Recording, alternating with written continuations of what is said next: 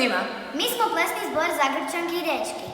Svi znate naše pjesme s YouTube-a. Zato smo vam pripremili jednu novu. Dan učitelja.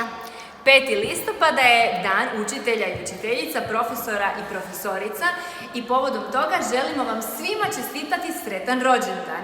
Hvala vam što svaki dan učite nas toliko divnih stvari, što nas vodite kroz život, što ste svaki dan uz sve naše probleme veće i manje. Hvala što postojite, dragi naši učitelji i učiteljice, profesori i profesorice.